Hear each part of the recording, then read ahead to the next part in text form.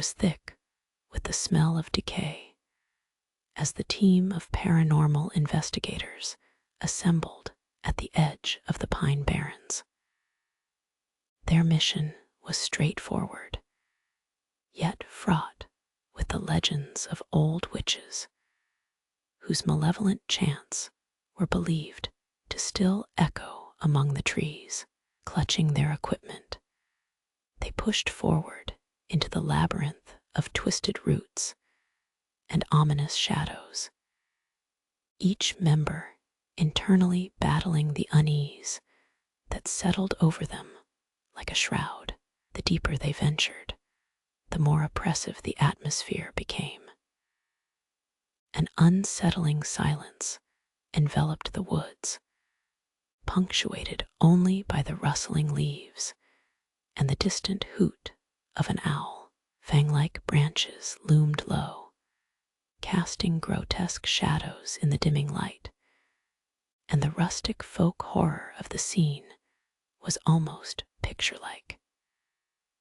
The team's leader, Marcus, reminded them of the stories of symbols that induced madness and dark rituals that fed off fear. Nightfall arrived swiftly, pinning a foreboding cloak of darkness over the forest. They decided to set up camp near a peculiar set of gnarled trees that twisted skyward like skeletal hands. The ground itself seemed to pulsate with energy, and the nearby roots took on unsettling forms that were disturbingly anthropomorphic. As they settled into their tents, an eerie calmness settled over the forest, and a hushed whisper seemed to rise from the depths of the woods. As dawn broke, an unnatural stillness greeted the team. The peculiar root structures surrounding their camp had changed overnight, coiling in ways that suggested purpose and malice.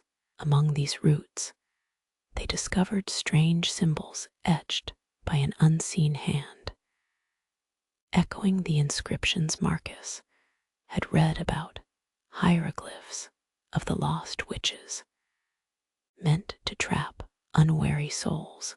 Intrigued but unnerved, the team decided to document and decode these cryptic symbols, hoping they would reveal more about the forest's dark past. Their tools detected faint vibrations, resonating with an almost musical hum, an eerie symphony that set their nerves on edge. Despite the rising tension, they felt the compulsion to dig deeper, fueled by the resolve to uncover the truth. As they divided tasks, each member experienced a series of fleeting whispers that seemed to dance at the edge of perception. These whispers spoke of an ancient betrayal and a legacy of vengeance that the witches had left behind. The forest seemed to close in on them, dense with the suffocating weight of secrets untold, its shadows lengthened by an unfathomable dread. The third day in the Pine Barrens was punctuated by disturbing discoveries and ominous signs that continued to mount like a perilous crescendo.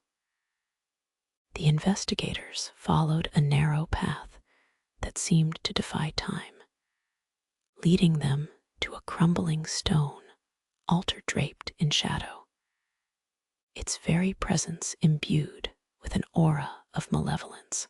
Damaged trinkets, remnants of offerings perhaps, lay scattered across the ancient platform as if frozen in time. Feeling the palpable energy thrumming beneath their feet, Marcus suggested a séance to try and communicate with whatever spirits might still linger.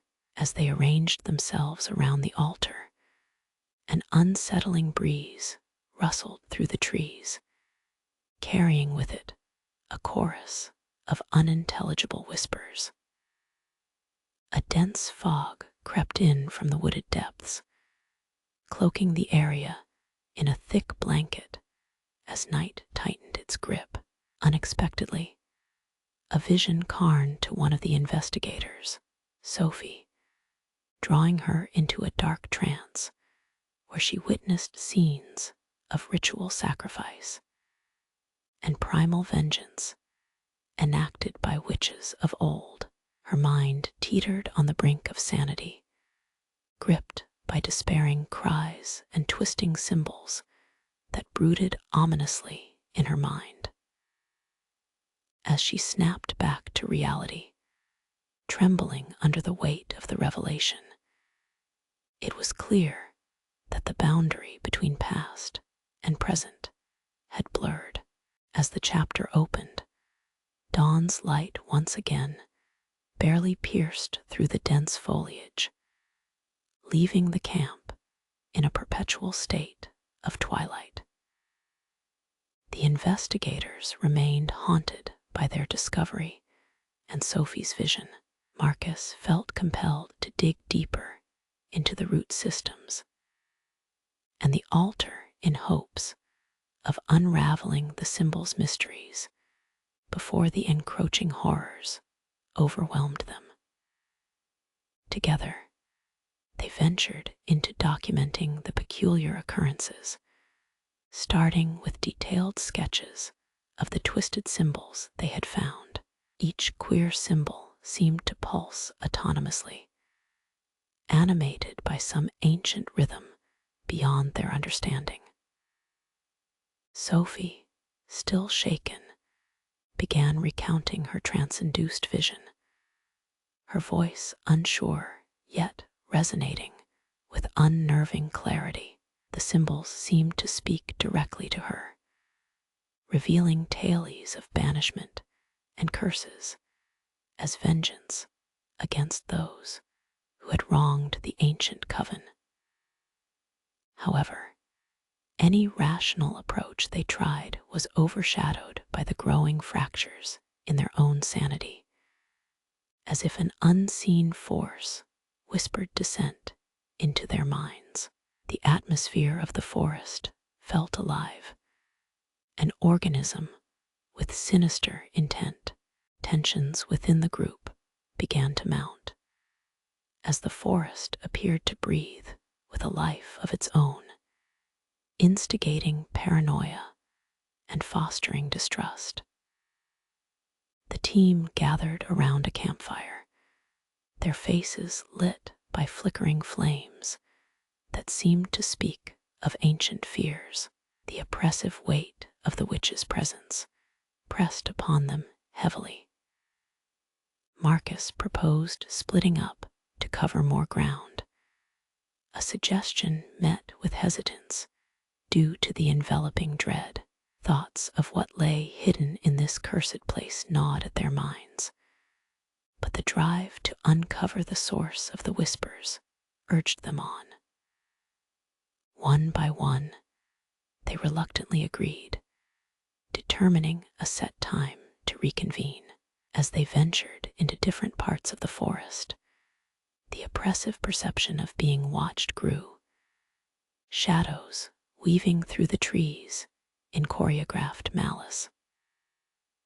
The whispers grew louder and more distinct, almost direct in their taunt. The murmurs tugged at their insecurities, unraveling the boundaries between their rational minds and the surreal horrors that the Pine Barrens held. Venturing alone through the twisting trails, the tone of the forest became claustrophobic, the trees forming a natural labyrinth around each investigator. Separation bred vulnerability, each step amplifying the sensation of lurking eyes and ambiguous forms shifting just beyond sight.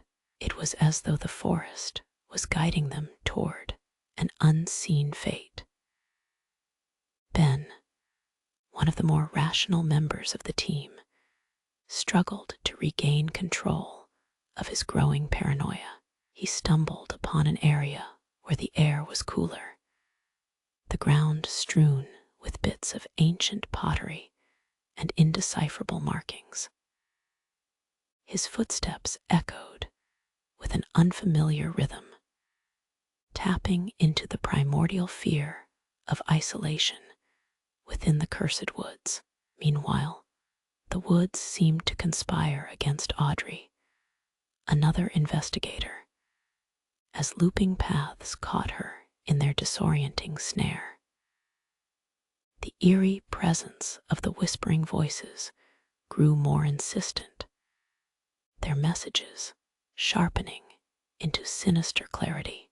Compelled by something beyond her control, she continued along the path, unknowingly weaving deeper into the witch's dark tapestry. As the evening descended, the investigators, now separate, were at the whim of the witch's influence. The oppressive forest merely served as a silent witness to the unfolding psychological torment.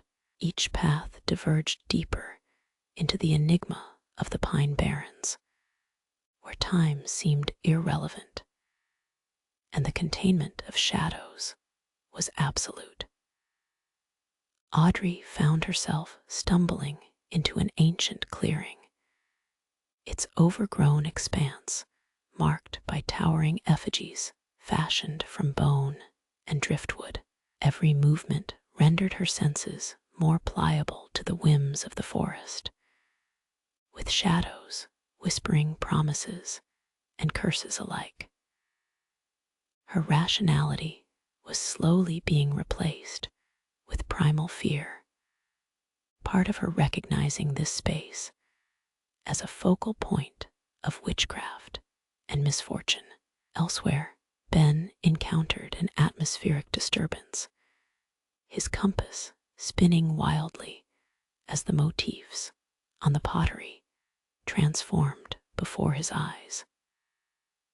A sudden pulse of dread swept over him, as if emerged from the very core of the wilderness, inciting visions of betrayal and wailing spirits trapped in their eternal dance. The forest's hold on them was unyielding, its darkness orally vibrant and tangible. In the encroaching twilight, the investigators were unknowingly converging towards the heart of the forest, where rituals once served as the bridge between worlds. The knots of the forest seemed to tighten, entangling them further in its dark embrace, while the overhead canopy deepened the growing sense of entrapment. Sophie now followed a narrow, meandering path laced with debris of history, leading her towards an ancient grove shrouded in spectral fog. Clearer than before, the voices whispered of rifts between realms and the anguish of souls bound to the earth by their curses.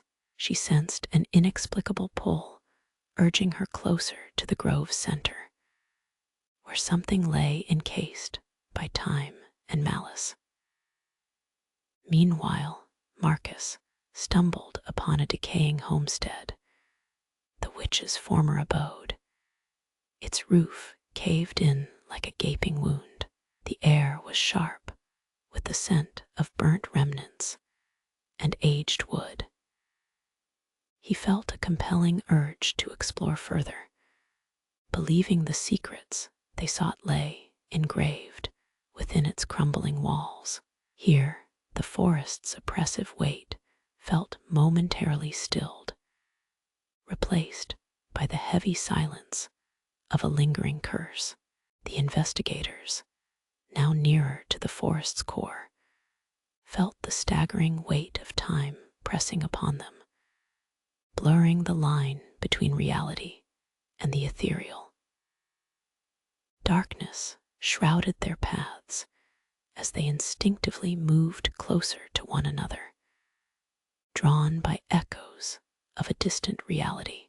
Within the dilapidated cabin, Marcus discovered old tomes with worn pages that spoke of the forest's curse, details of ceremonies, forbidden knowledge, and the revengeful souls of betrayed witches etched in ink and ash. As he read, the room seemed to twist around him, the walls shifting like a fabric, unraveling at the seams of sanity. Elsewhere, Sophie, Audrey, and Ben felt the latent power of the witches converging upon them, the effigies and symbols resonating more deeply. They gathered their courage, drawn to the sounds emanating from the grove. Their own fears surged, challenged by the overwhelming sense of being tethered to this strange, forsaken land, as though pieces of a much larger, malevolent puzzle. As they stood resilient in the face of their surreal ordeal, the investigators grasped the depth of the forest's ancient curse. The whispers crescendoed into a fevered pitch, resonating with an undeniable aura of vengeance and remnants of tragic power. Time within the grove seemed to stretch and contract, entwining their senses in a web of preternatural distortion. Together, they attempted to commune with these ethereal forces, calling out to the spirits to seek reconciliation, or at least understanding.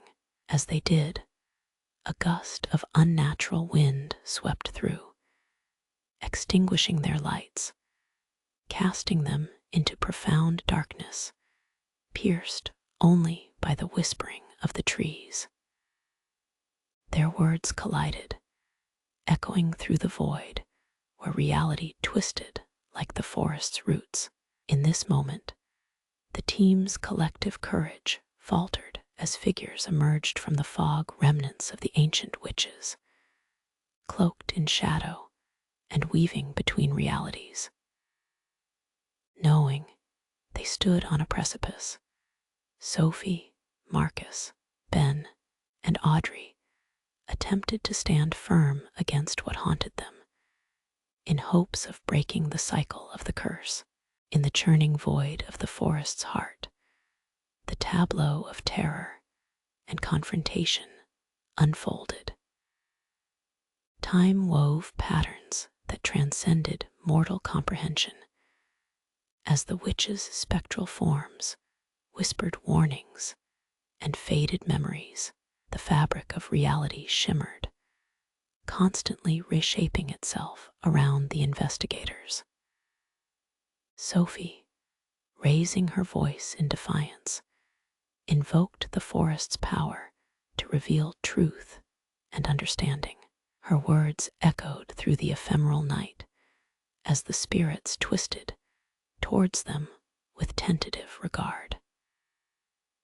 The interlocking symphony of whispers grew quieter, a tangible shift in the forest's demeanor. Suddenly, a vivid burst of color exploded around them, illuminating ancient truths written upon the bark and the air. The essence of the forest shifted as the investigators glimpsed through a veil of time the origins of the witches' wrath and their sorrowful tale of betrayal, revealing the path to redemption that lay before them. For the first instance, there was clarity in the chaos of the Pine Barrens. An aura of serenity settled momentarily over the grove, a calm that belied the tumultuous revelations still unfolding. The spectral forms were now less menacing, their vengeful cries softened into rustles among leaves, while truths hung in the mist like suspended dreams. The key to breaking the curse was intertwined with the investigators' willingness to release their fears, accept the burden of history, and offer understanding. In a moment of unity, they stood facing the fading witches, wrapping their intentions with genuine empathy and sorrow for injustices past. A new feeling of liberation swept through the forest, a wholeness never before sensed. With roots still entangled in ancient lament, the Pine Barrens accepted reformation, inspired by a sincere pact between the past and the present. Marcus, Sophie, Ben, and Audrey now understood their role, witness to the potential for redemption and closure for both the living and the spectral. With the witches' shadows fading and the forest's curse lifting, the atmosphere transformed from one of dread to one of eerie tranquility. The Pine Barrens seemed to breathe a sigh of relief as the investigators sought their way back to the world outside the thicket's bounds. The final days spent unraveling the threads of darkness lingered in their thoughts as the team carefully retraced their steps, guided by the memories of revelations. While relieved at surviving the ordeal, the grove and its secrets would forever remain etched in their minds as a conquest over frightening depths of folkloric lore. Emerging from the broken perimeter of nature's veil, their once oppressive surroundings now carried a sense of equilibrium. Clutching relics of their investigation, the team understood their journey had not just been one of survival, but of learning and restitution within the forest's enigmatic expanse.